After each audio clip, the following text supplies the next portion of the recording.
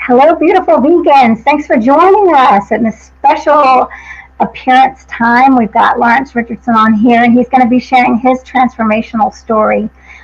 And it's a powerful one. He's lost weight, turned around his health, and I know a lot of us here are looking to do that. So let me introduce myself. I'm Mariquita Solis. If you can roll your R's, go ahead. I can't. Vegan empowerment coach.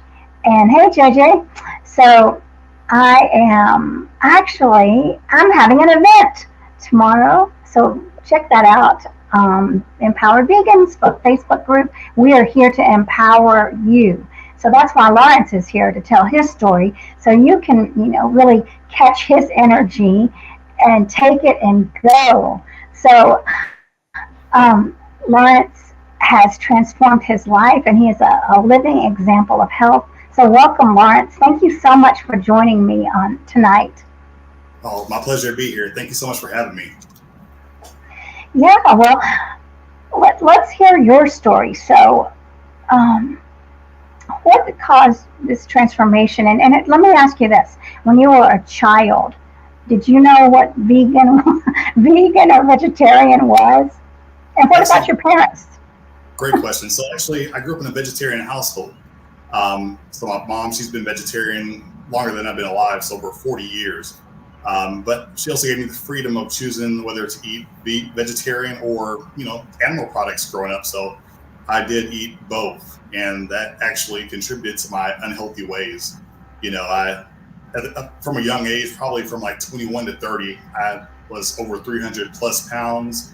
My doctor made me aware that I had, type 2 diabetes, high cholesterol, high blood pressure. And so I was motivated by the information she gave me to kind of change my life. So did some research online, wound up on YouTube and found out about juice fast and how that can, basically make you healthier. So for 55 days, I went on a juice fast. And after 50 days, I stopped at 50 days and I lost 50 pounds essentially. So 50 pounds in 55 days, I felt amazing actually. It's a very transformative experience.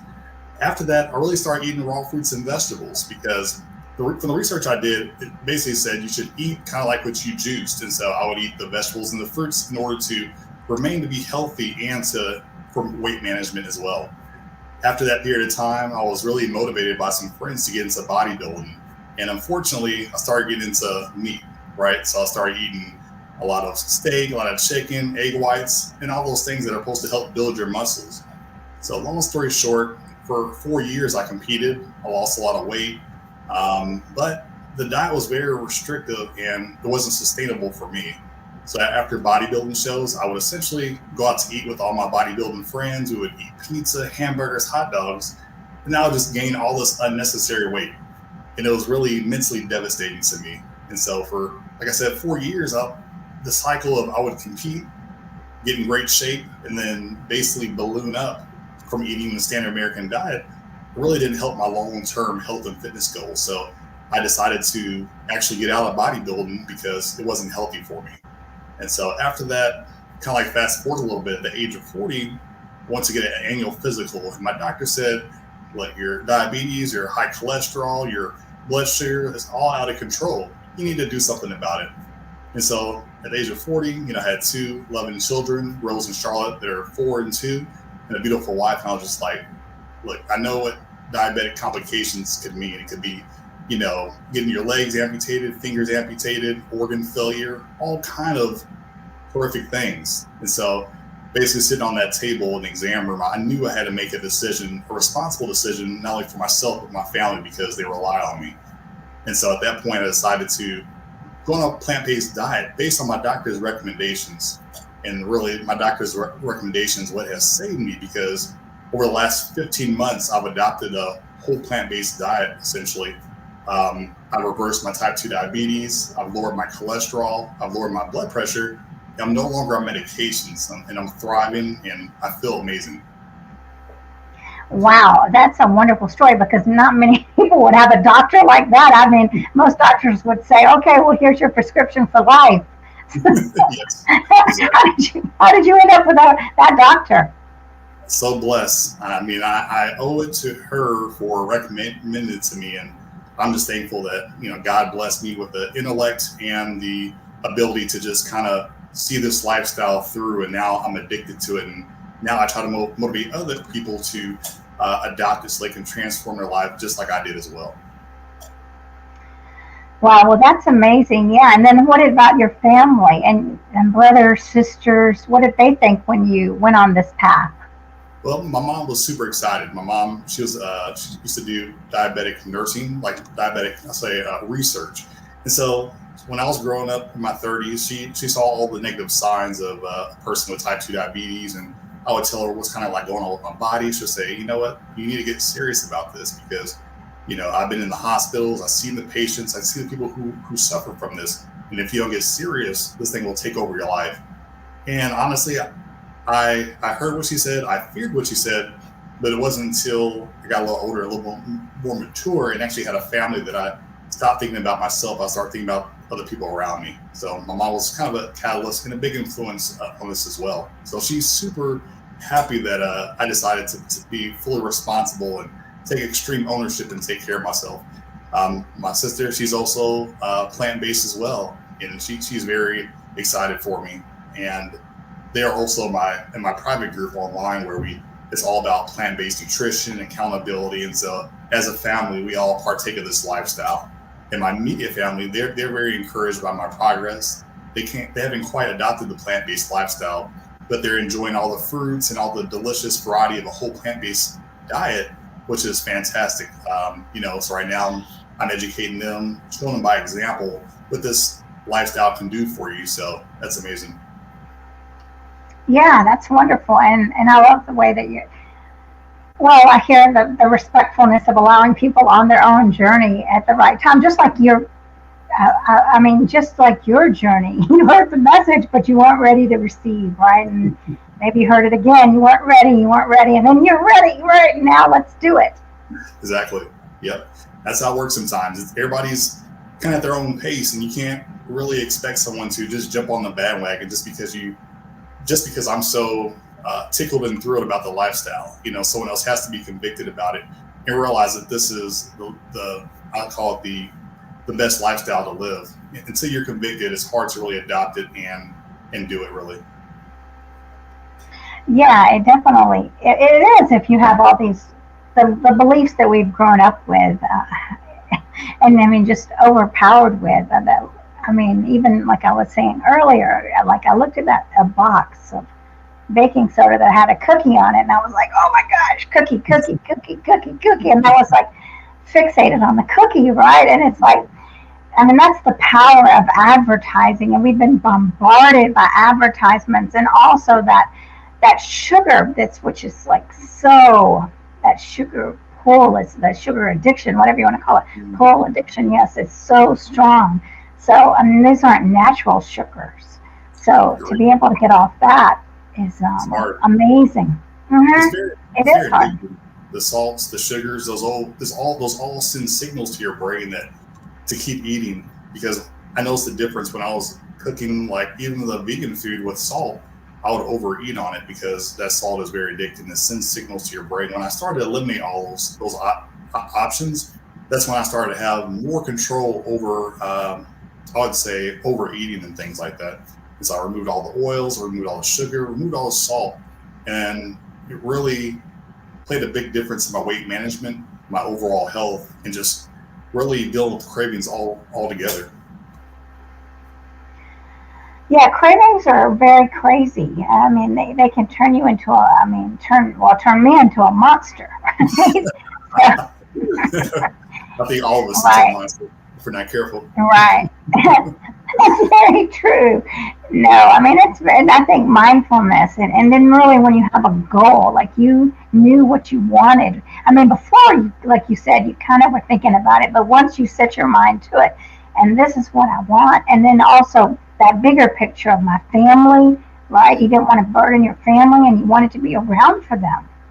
Yeah, very good point. Yeah, when you have goals, it really goes a long way to envisioning where you're going to. And so I always tell my clients or my friends, like, let's envision where you want to be, whether you're doing a challenge for 90 days or you're trying to do this for a long time.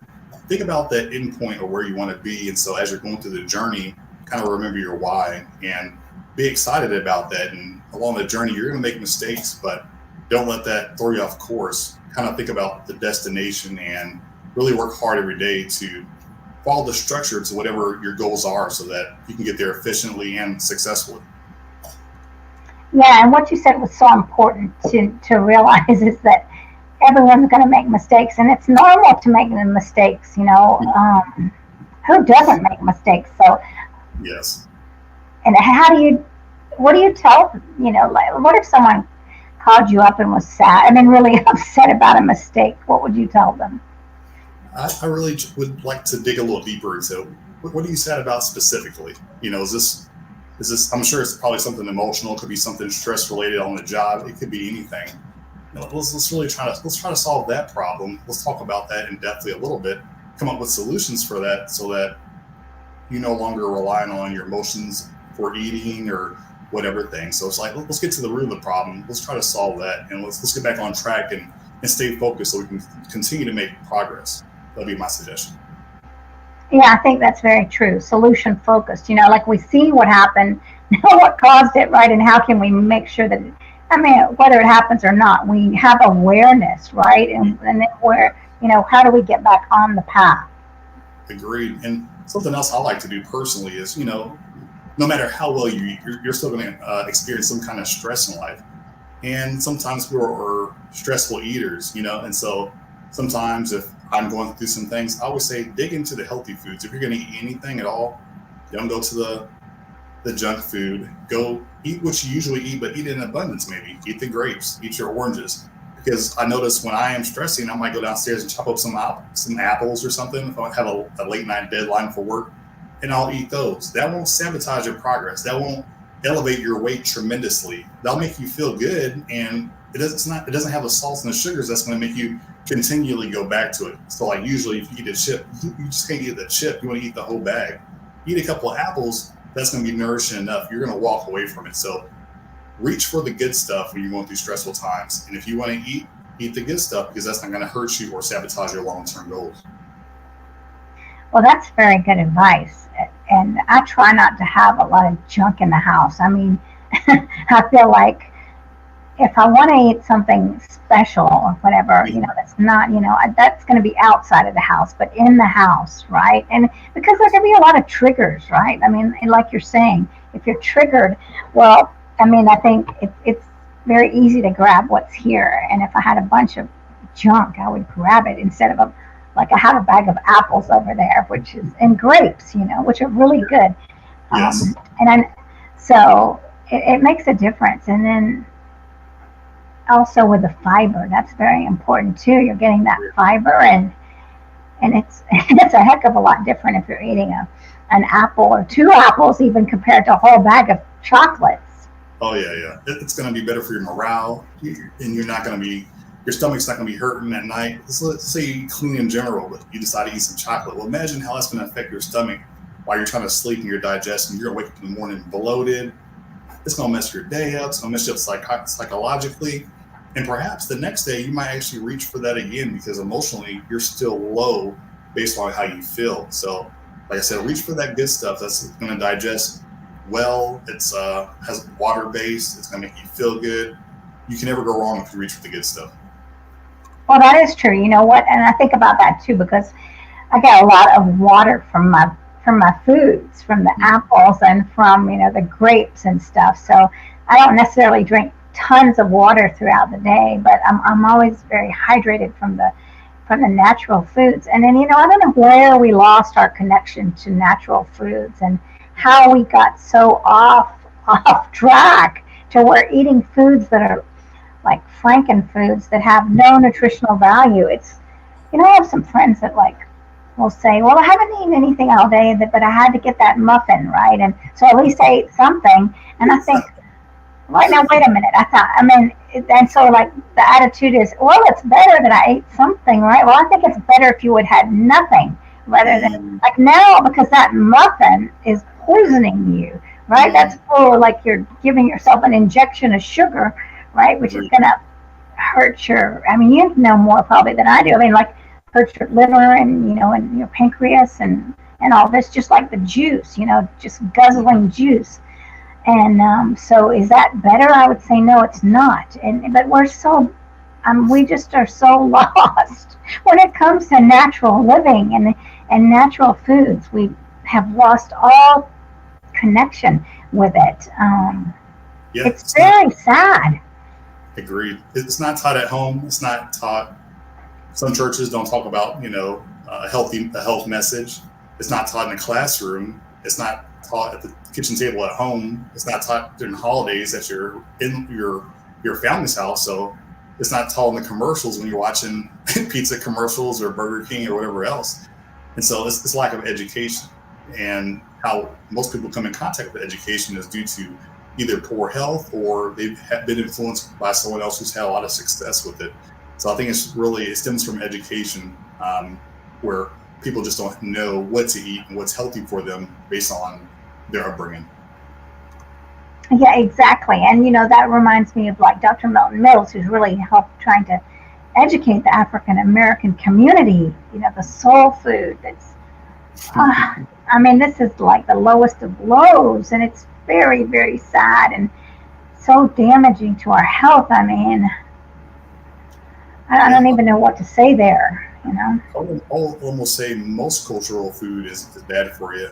If you think about Mexican food in general, a lot of fried stuff. I think a lot of Italian food, a lot of carbohydrates, a lot of sauces and cheeses. I almost dare to say that the plant-based lifestyle is basically king as far as what's the healthiest out there. And, if you get creative, you can also incorporate all those cultural foods into your nutrition with recipes and stuff with a whole plant-based, So I think with the more research and the more education, the more success these different communities would have if they just adopted a whole plant-based diet. Yeah, I think so. Well, my parents were from Mexico, so I grew up on a lot of beans and corn tortillas, which is fine. But, the more Americanized, I was born here. So, then it would be the meats and the cheese. And I just remember as a child having digestive issues because we ate a lot of meat. And yes. Meat. It was terrible. And I think it was like, wow, we're in the States now, so we really hit it big.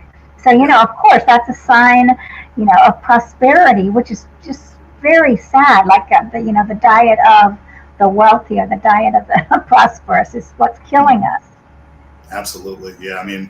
Like I said, when I was doing bodybuilding, that's all I ate was primarily meat. 4 different type of meats a day, eating 5 or 6 meals a day. And the vegetables I had was very small.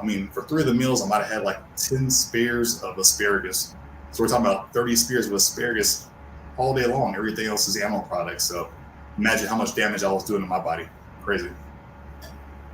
It is scary, I know people there was someone that I met recently, and she was on the keto diet, and she said she was telling me how she just ate lard, and it was very scary. And it's very scary to think about their organs and how taxing it is on their organs every meal. Like every time we eat, either we're helping or hurting our bodies, and we don't even think of food as nutrients. We don't think of it like I'm nourishing my body. We go out and we think, oh, what's pleasurable to me to eat. This is pleasure, and it's not nutrition anymore. It's not substance, sustenance, or I can't even say it, substance for food. For our body, we've completely lost that the food is to enrich our bodies.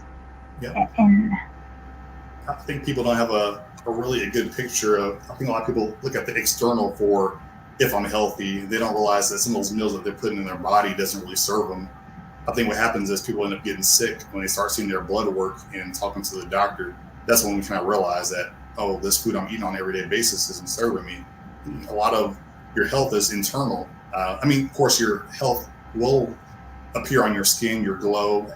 Most plant-based people have a glow or whatever to them. But when you don't realize that the nutrition you put in your body doesn't serve you, it's when you finally get your blood work or you talk to your doctor and you find out that you're not healthy. And then that's kind of how I realized that going out to eating chicken wings or burgers and all that stuff wasn't serving me at all. Yet it was satisfying. It tasted delicious, but it wasn't nourishing me. And so my point is basically a lot of people find out through their blood work, that the diet they were eating wasn't serving them.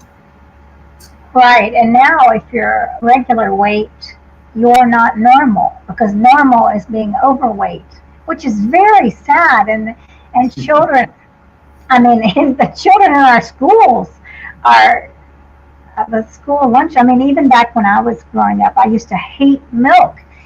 and having milk was at every meal in the cafeterias, and anyway, but being, that's your choice. But now it's different. Even in the cafeterias, you've got sodas and you've got juice, which people think is very healthy. Well, have a big old glass of juice, which they don't understand. I mean, all the fiber and nutrients have been sucked out of it.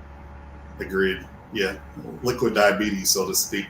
Like I said, I think it just comes back to education. A lot of people, they don't realize what is healthy for them, what's nourishing for them. And so if we just brought education and awareness, more people brought that information forward, I think it'd go a long ways to making people healthy in the world.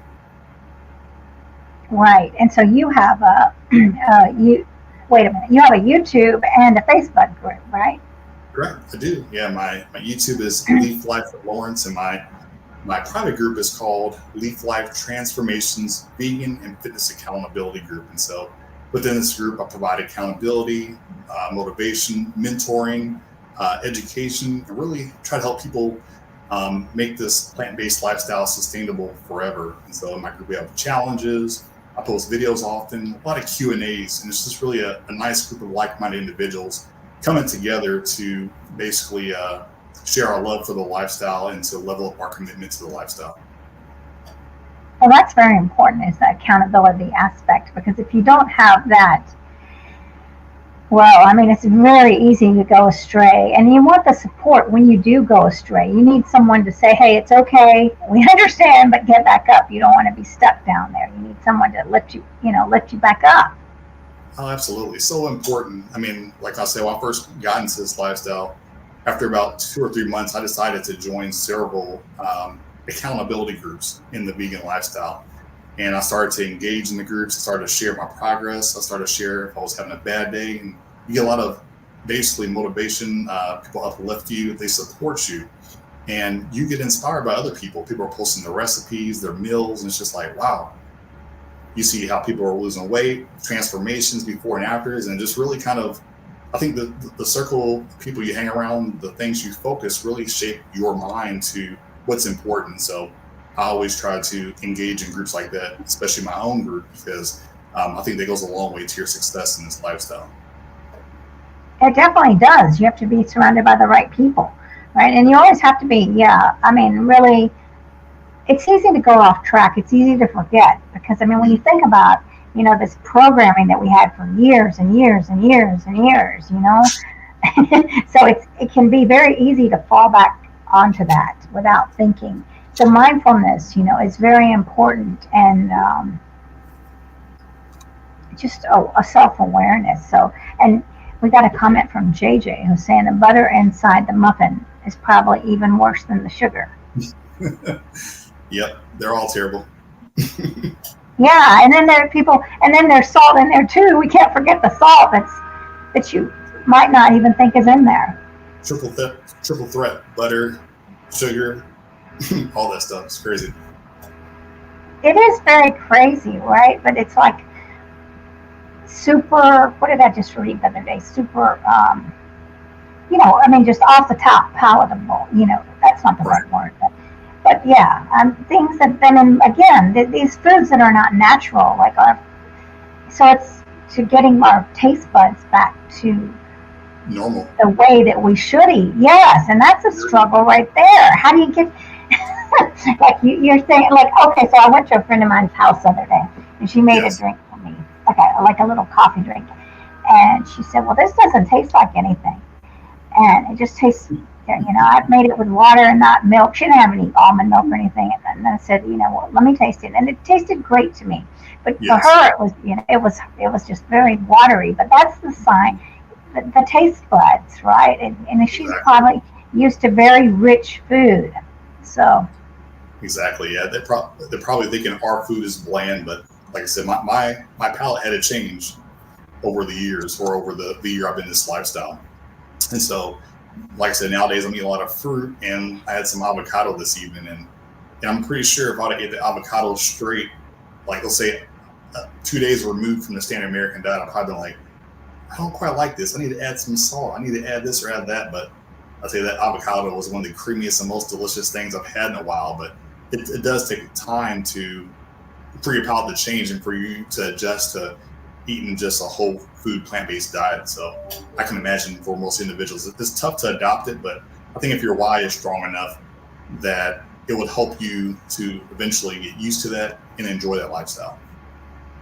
Amen to that. Yeah. And tell us about, so at the beginning of the new year, you had a new goal. Yes. So the new year basically started a 30-day fruit fast. And so I did the fruit fast for 30 days, super successful. I lost 25 pounds in 30 days. And I'm like, okay, that was a great challenge. What's next? Because I really feel like if you aren't consistent, or if you're not truly challenging yourself every day, you can really regress, because it doesn't matter how long you've been in this lifestyle. One wrong turn of eating something that may be addicting, you can go back to gaining a lot of weight. You can lose your health.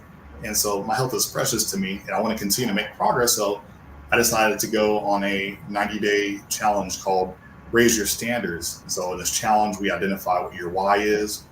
We kind of identify what's realistic workouts and nutrition, because if it's realistic, then you'll probably stick to it. If it's not realistic, you'll quit and you'll go back to your old ways. And then after that, I kind of thought of, from day 1 to day 90, what do I want to achieve during this process? And once I kind of had a vision of where I wanted to go, I said, okay, I'm going to raise my standards by sticking to all these different goals on a daily basis, so I can transform myself even more. So during this challenge, I'm eating all raw fruits and vegetables, and I'm also doing fitness. And so every day I do cardio, or I do weight training, or I do some kind of stretching just to move my body. And so I've been on this now for about 12 days. I'm on day 12 of 90 of eating all raw foods, and I feel amazing. Yeah. Wow. So I think, well, when I think about raw foods, so I know that I really don't know. I really know that I don't know about raw foods. I know when I see people making raw desserts, I think, how do they even do that, right? Like a raw cheesecake, or a raw something, a vegan cheese, or raw, these things. I think, how is that even done? But how many, like if you're doing only fruit, how much fruit would you eat? I feel like I would just have to have just tons of fruit, and then maybe I'd be running to the bathroom every minute with the fruit. I don't know. Very good question. I get this question a lot. So let me break it down to you. In the morning, I might start out with, I like mandarin oranges. So I might eat 10 at a time, just because they're so small and I require a decent amount of calories for the lifestyle I live. After that, I might eat some apples. I might eat maybe 3 or 4 chopped up apples at a time. Or like this afternoon, I had half a bag of cherries. I think it might be a 3-pound bag of cherries. So I might eat half the bag of cherries with maybe 3 or 4 bananas chopped up in it. Later on in the afternoon, I might eat 5 more oranges. And in the evening, if I want some more, I might eat 1 or 2 avocados. So that's a whole bunch of fruit. But I always tell myself and my clients that the more fruit you eat, the better you feel. Oftentimes when people undereat on a raw lifestyle, they don't feel as good. They don't have as much energy. And so really need to kind of listen to your body. And when you feel like you need some food, eat it. Don't be scared away from it. Kind of like when you eat a standard American diet. Like standard American, you want like, oh, okay, I need to really be careful about how much I'm putting in my body. Whereas with the raw foods, the more you put in, the better you feel. If you think about intuitively, if I'm hungry, eat it. So I just say, eat when you're hungry, and you'll feel your best. Yeah, I think that definitely I would have to get very prepared mentally for that. And I feel like that I might have an issue with like feeling full. So I guess I could have an avocado, because that would be more carby, and maybe tomato, that counts, doesn't it? Oh yeah. Anything that's fruit based, like thing like avocado, for sure, it definitely counts. And I mean, any vegetable or fruit is raw in general. So as long as you don't cook it, that falls in line in the raw category. Can you eat corn raw? I've never had it raw. So I would say probably no. I mean, I'm assuming you got to cook it first to, make it edible or whatever, and then you probably could eat it. But I'm not that educated on that, so I'm not sure. Well, I don't know if it would be very easy to digest if you didn't, if you ate it raw. I don't know, and I don't know if it would taste that good. Anyway, I was just thinking about corn because I love corn. But yeah, no, I mean, I could see how that's very, and like, that's one of the most healing. I mean, I tell people all the time that if I got cancer, if I got, some big disease, I would go right away to fruit, just fruit. Very good point. I was just going to say, I've been checking my blood sugar lately because, the whole big stigma is if you eat a lot of fruit, you can raise your blood sugar. Well, I was suffering from type 2 diabetes for most of my life. I think my A1C when I first got into this lifestyle was somewhere, 8.7 or something like that. It was pretty high. I checked my blood sugar this morning, fasted, and it was like 76. And then the other morning when I checked it, I had like about 10 mandarins.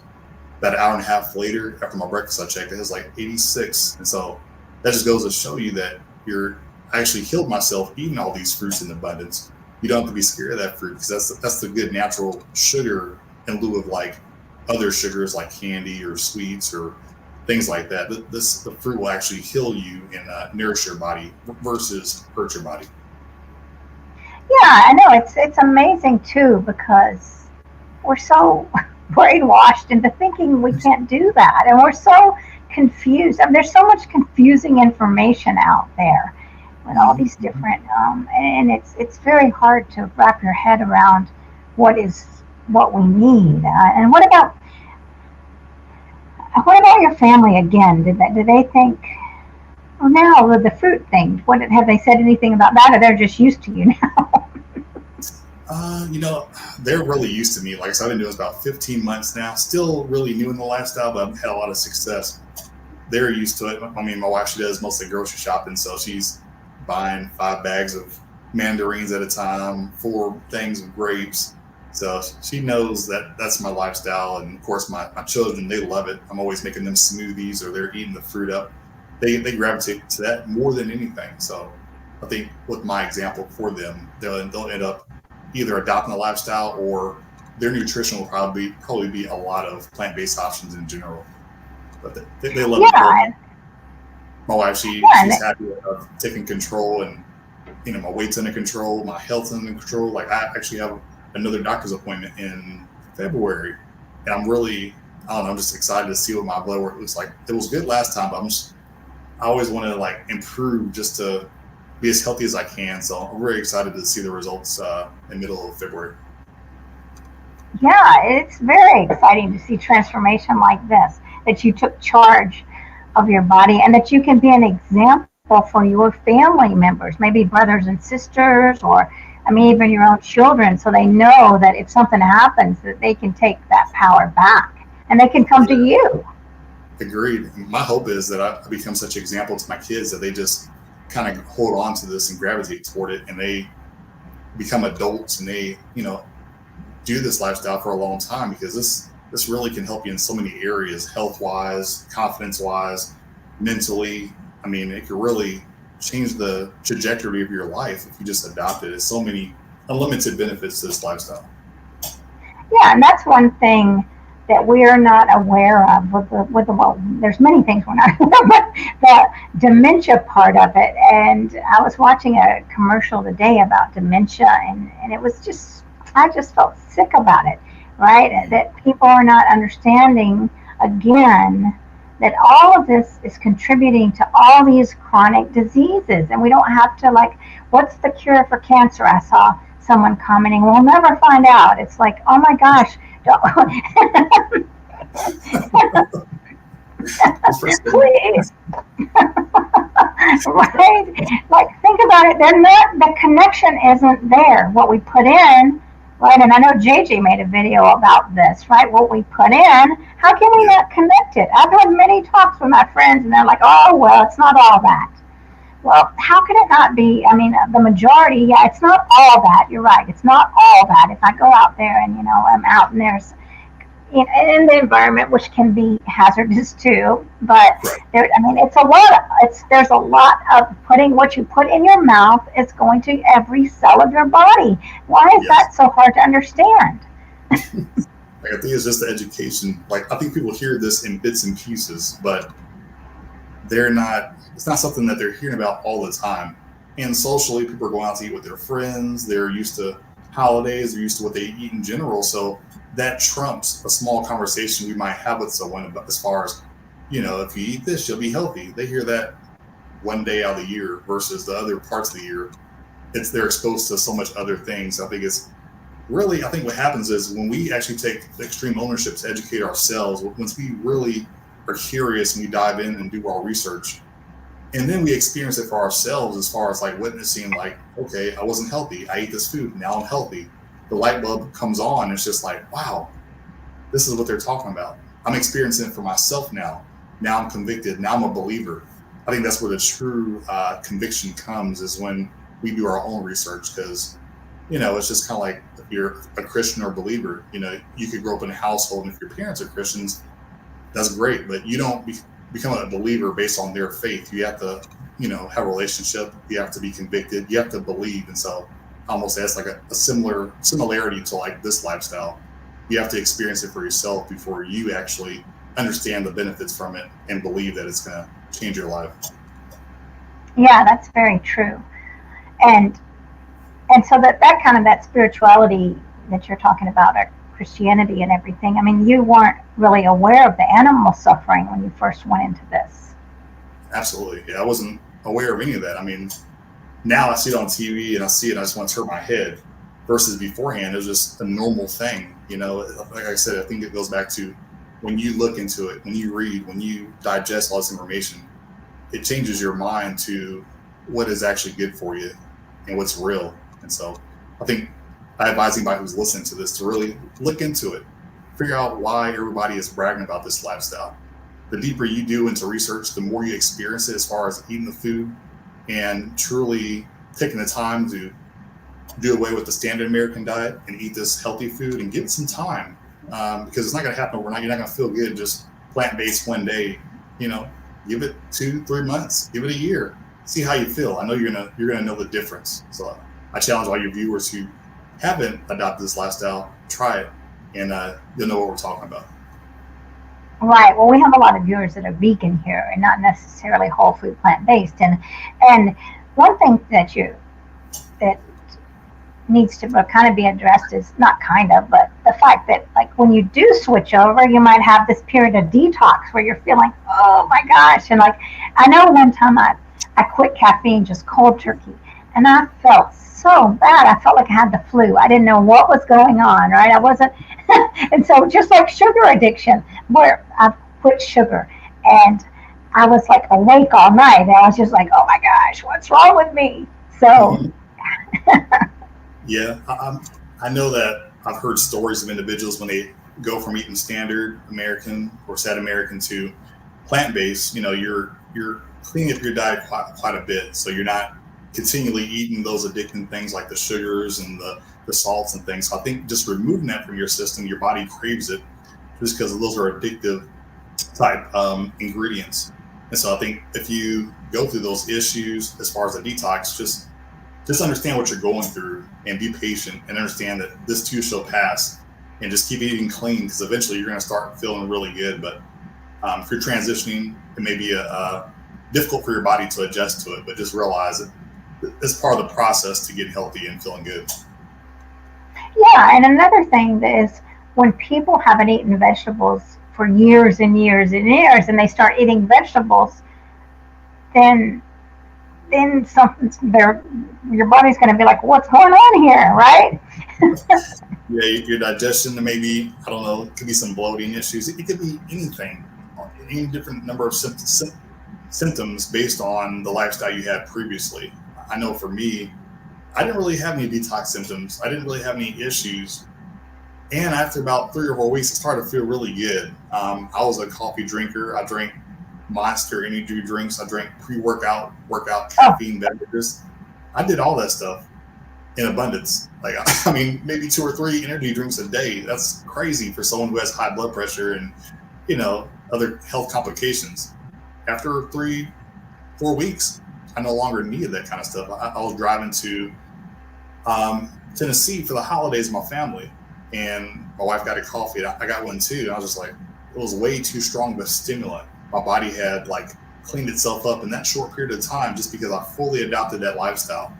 And so I guess I'm just saying that if some people may have the detox symptoms, some people may not. But what I came to realize that I had a lot of energy after adopting the lifestyle, and I no longer need those stimulants that I once needed.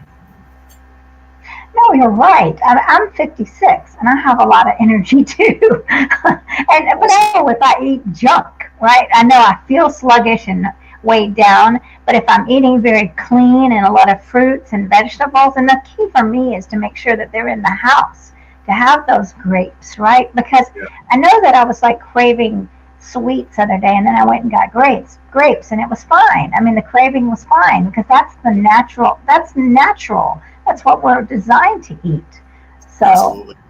Yeah, having it accessible is key. I mean, it's a sad day in my world if I'm hungry and I go downstairs and there's no fruit in the fruit pantry on the counter. I'm like, what is going on? I want to run out to the store immediately. Or if I'm in the car, if I'm going somewhere, I'm packing my fruit. I'm taking my kids to the park to go play.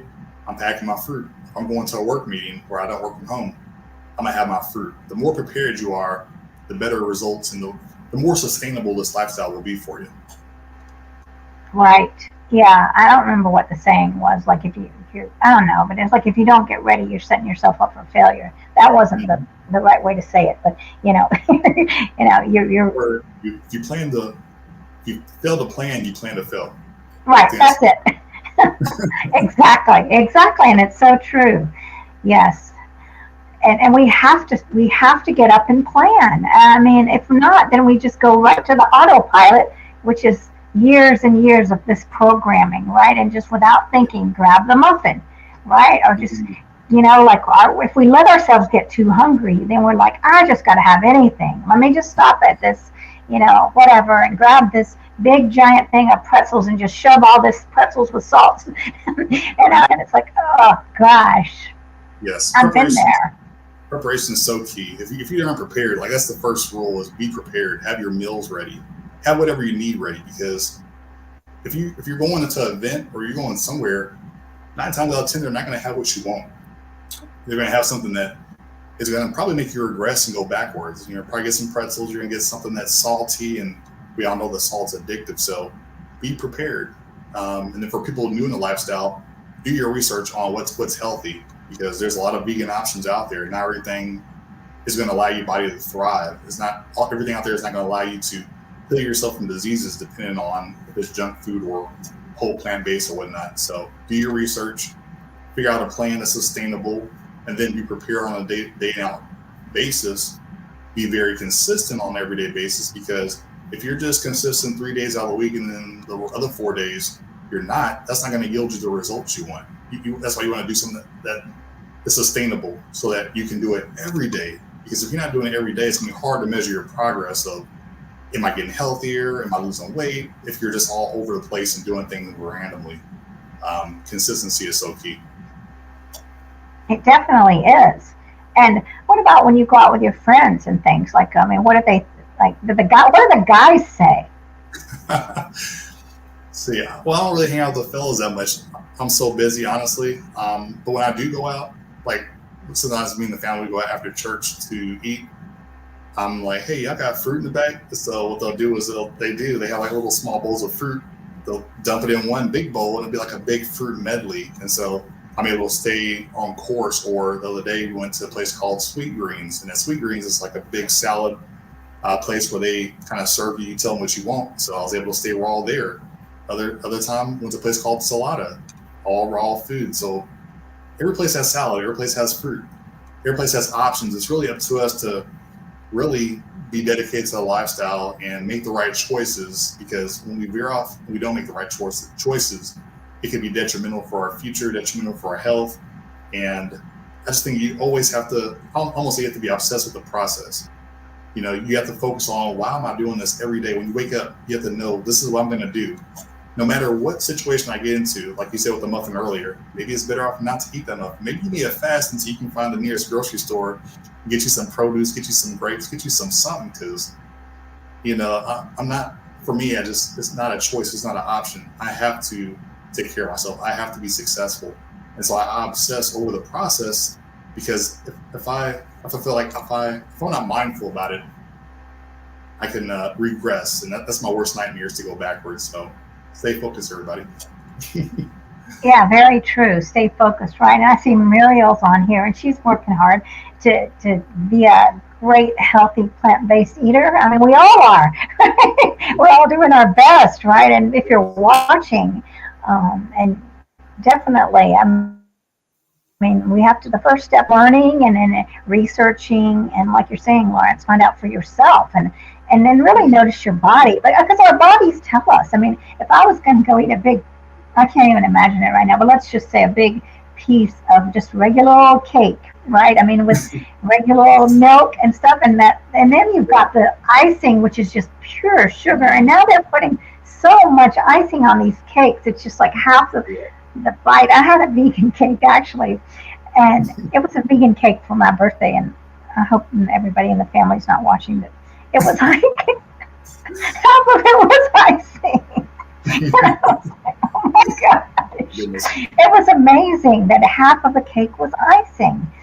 Wow. So I guess if you're watching, well, next birthday cake, maybe not get that kind, whatever it was. But it was a nice, thank you for it. It was nice. But anyway, it's amazing though, the amount of icing that they're piling on cakes now. But that's tolerance, right? I guess we started out years ago where things weren't so fat, sugar, salt, and now it's just fat, sugar, salt, fat, sugar, and then up, again, diabetes, heart disease, and our children. Oh my gosh. Yeah, for me, the type 2 diabetes, that's like a lifestyle thing. So if we can push the cake away, if we can push away anything, in my opinion, that's not whole plant-based or vegan, that's going to help you out in the long run. I mean, there's a history of diabetes in my family with relatives and stuff, and there has been some amputations and stuff, but I can't use that as my excuse of, just because it's in my family, then I'm going to throw my hands up and say, I give up. There's nothing I can do. I'm going to get it anyway. That's not the case. We all have to be responsible for our own destiny, and we have to do our own research, because it's our body. So we have to do the research. No one else can do it for us. And so that's kind of like my mindset now when it comes to diabetes, and my doctor gave me a recommendation. I was convicted before I even left the room. I knew I was going to do it because it was that serious to me. And so I just say we all have to do our own research, no matter what. Do whatever it takes to be successful. Do whatever it takes to be healthy, because at the end, we are all responsible for our own destiny. Yeah, and then you were having, with diabetes, that links to all these other issues. If you've got diabetes, and then if you're taking diabetes medicine and still living the same lifestyle, then comes the next issue, and the next issue, and the next issue. And right. It's very sad that these pills, and they're causing more damage than good. Agreed. Yeah, the pills are a Band-Aid, because if you're still living the lifestyle, they may help a little bit, but only a little bit. And like you said, what that does is it translates to other things. If you have complications with diabetes, it could be amputations, organ failure, dialysis, the list goes on. It can be so expensive to your family. You could be out of work.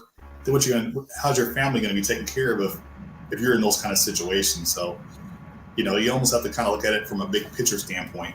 You can't be selfish and think, I want to eat what I'm going to eat because I like it. Well, you're not only hurting yourself, but you're hurting everyone around you, your loved ones, your friends, your family. So I just say always take extreme ownership for your decisions and level up your commitment to health by being responsible. Exactly. And here's what Muriel's saying. That's what's so addicting: sugar, fat, and salt, processed foods. I know, and a friend of mine was telling me about a documentary or a book. I think it's, a book, and it was on YouTube about processed foods, processed people, right? And it's very scary. So I always tell people, knock the salt out, knock the sugar out, knock those oils out, because that's what really, I think, like meat by itself doesn't taste good until you start adding the salt and the sauce and all that stuff. And the salt and the animal products and the dairy products is what takes us under. So if we just do away with those three ingredients, that would really lead to a lot of success with a lot of us, because a lot of times we introduce the salts or the sugars, and what happens is we start getting pulled back into a specific food and we start to overconsume it. It starts to affect our health, and we're just like, we throw our hands up like, why is this happening to me? Just eliminate those three things, and it's really, really going to help you so much in this lifestyle. Yeah, and it definitely will. And you have to break those habits. Like me, when we were little kids, I guess I learned from putting salt on my oranges, which is very strange, salt on my watermelons, salt on my fruit. Why in the world would I be? I think about that now. Where did that even come from, right? And even, this is so funny, that when we would have corn tortillas and they would like, sometimes, I don't know why, we even had a corn tortilla, which was homemade, and my mom made them, and then she would put salt in. Oh, wow, we got a little salt taco. And it's so weird. Isn't that weird? Yeah. It's definitely different. You know, growing up, my grandmother, she used to sprinkle sugar on some like sliced tomatoes on a plate. I just remember that being so delicious. I don't, of course, sugar on anything is magical as far as what it does to your taste buds and how it makes you feel. But yeah, I can relate, adding sugar, adding salt to it. It just makes it delicious, right? And it's hard for us to deny that. But I think, like I said, we look at the bigger picture. It'll be a lot easier for us to kind of do away with those things and, eat things that will better serve us. Exactly, right. And then I was watching something and talking about it. I guess it was Dr. Robert Lustwig, I think is his name, and he wrote I don't think he's vegan, but I think he really promotes plants, eating plants, but not, But anyway, nevertheless, he's talking about the hacking of the American mind, and my brain went to that when I was craving that chocolate chip cookie just from seeing that picture, right? I thought, my gosh, yes, I've been hacked, because that's what he's talking about, and he's talking about that dopamine hit, like cookie, Facebook like, and all these things, like, which is great, Facebook likes, I'm not saying anything bad about them, I'm just simply saying that's a hit of dopamine, right? And so we're really changing our brains, right? And so I think that. And then he was talking about serotonin. Serotonin is more like when we're having a conversation and we have empathy. Serotonin is when we go outside and then we take a walk in the woods, right? And we're bonding with nature, and that's a whole different. This is the true happiness, which made so much sense, as opposed to these dopamine hits of pleasure. And then we need more, and we need more, and we need more, and that just that salt, sugar, fat, more, until we're 300 pounds. I can witness to that. I've been up to, honestly, 330 pounds in my lifetime. That's when I was just kind of like, that's when I quit weighing myself. I was just like, this is getting crazy. I don't know what to do. And like I said, it's taken me 40 years to come to the point where I realize that I'm going down the same rabbit hole all the time, overeating, eating all the wrong foods. And it's time for a change. And I think now, my palate has changed quite a bit. So like, even when I see cookies and things like that, I don't crave it like I used to. A lot of people ask me like, how do you have difficulty with cravings? It's just like, I've been so removed from the junk food that just eating the grapes or the mandarins or the avocado, whatever I'm eating, I don't know. It tastes so good to me, and I don't miss any of the other things. Now, when I smell it, it's like, wow. Like my wife was cooking something for the kids. I'm like, man, that smells amazing. But I just know if I start partaking 2 weeks from now, I could be at 2 pant sizes, and I could probably be in the doctor's office getting my blood work done 6 months from now, and my diabetes is back where it used to be.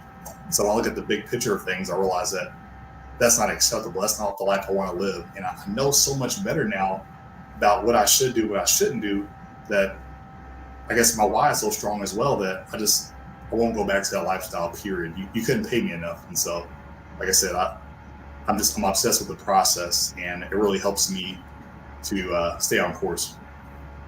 Yeah, and that's very true. And I know that over Christmas, everyone was giving me candy and junk. And so that was like where you start going down the rabbit hole, because then it's fueling, right? That's more, right? So trying to get back on track, because I know when I was eating very, very clean. You're right. I could look at things and I wouldn't, I wouldn't have a craving. Even when I go to church, I'm the leader of the Healthy Living Group, so I'm mentally prepared to go there. I know there's going to be a spread of stuff, right? And I know this is what, so this is really about being mindful. And my friend Al asked me the other day, how do you do it?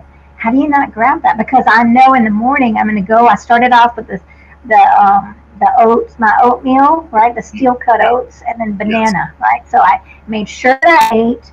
I made sure I had a banana in the car, and I know what's going to be coming up. I know I'm going to see that giant plate of junk, and I'm sure there's something on there that I could grab, but I'm ready for it. Like if I just walked in there, and I told him, if I just walked in here without preparing, hungry, and without mindfully thinking, I probably would be eating the junk. So, yeah. It'd be very easy to gravitate toward it because you're probably a little bit hungry and everybody else is eating. So you're just like, all right, well, I'll eat whatever the good thing is on this plate, which would probably be a muffin or whatever it might be. A bagel, yeah. And bagels aren't horrible. They're not the worst of the worst, but, it's not, sometimes there is actually fruit there, which is a blessing, but yeah, I've got to start off doing it right. And if we just, if we don't let ourselves get into that crazy stage of hunger, that's the key. Yeah, and I think, like you said, just being prepared, having whatever food you eat, whatever healthy food you eat, take it everywhere you go or have it at home. Because, like I said, when you don't have it, that's when you don't make the good decisions and you pull up to, I don't know. I'm not knocking it, but you might pull up to Burger King and get you a vegetarian Whopper, which, that's I'm not knocking it, but for me, that would be going backwards, honestly. Right. No, I really think definitely what you're saying, and I like what you say. Like if you are going to overeat, let it be on apples or grapes or something. So you're not taxing your body. You're still eating something nutritious, and you're not going to feel like a big blob when you wake up. Yeah, you're going to wake up, feel good, because like I said, you can eat that stuff in abundance, and it's not going to hurt you. It's not going to sabotage your weight. It's not going to give you any negative side effects, and you're going to feel proud of the decisions you made, which is really going to help your journey in this lifestyle. Because, like I said, I think each day is a new day to really commit yourself or raise your standards to make progress. Not every day is going to be perfect. It doesn't matter how long you've been in this lifestyle or how short you've been in this lifestyle. But when you recognize you haven't made the right decisions, you just get right back on track and keep going, because that's really where you achieve the real success in this lifestyle. Exactly, you're right. Well, okay, well, let me just say, if you're watching, please subscribe to this channel and to your channel, which one is the YouTube? Yep, the YouTube is called Leaf Life with Lawrence. Leaf Life with Lawrence, right? We need subscribers and we need to get the word out so we can change lives. People need to be healed, right? And I'm actually having an event tomorrow, which is going to be fun. Learning, what is it? I can't remember my own event. Empowering your voice through animal wisdom. Here we go. Let's go. Fight for the lion, right? Be a lion, right? So that'll be fun. And I'm also having vegan game night. So anyway, that's Thursday. I got a lot of fun things going. But so tell us, your whatever last words you have and where we can reach you, Lawrence, because this is I'm so happy to have you here as an inspiration to others. And a man, which is even better because there's not many men that are telling this story. Well, number one, thank you so much for allowing me to be on the show and share my testimony with your audience. It's truly been a pleasure. I think some of the last words I would say is for anyone, just really remember your why, because I think your why is so important, because like I said, it'll fuel you when you're going through this journey. Like I said, every day is going to be a good day, and that's okay. This lifestyle is a marathon and not a race. So this is something we want to keep up all our lives and basically adopt a lifestyle sustainable and something we can do on a daily basis. Make sure you're doing your research. Make sure from your research, you're implementing this research into your everyday life, as far as the food choices, as far as your exercise, as far as like your wellness and things you do to help relieve your stress and things like that. Having a balanced life is really key to longevity and really to be successful in this lifestyle. Be consistent. be very consistent, because that's where you can get all your results. If you're trying to lose weight, you're trying to get better blood work results from your doctor, the more consistent you are with this healthy lifestyle, the better results you're going to get. I think all those things combined, I think that's really going to help you level up your commitment to health, which is so important. So that's the advice and tips I would give to your viewers at this time.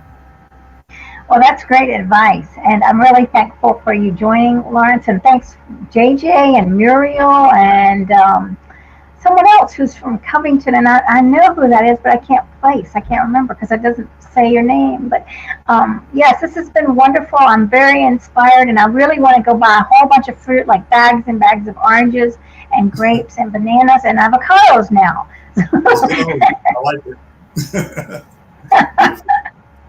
Well, thank you so much, and everyone, we'll keep going, and even if you fall down, get back up, and it's all good. Please check out Lawrence's. His links are in the comments. Go to join his groups and follow him, because he's a leader in this game. We need each other. So thank you, Lawrence. My pleasure. Thank you so much. All right. Namaste vegan, everyone.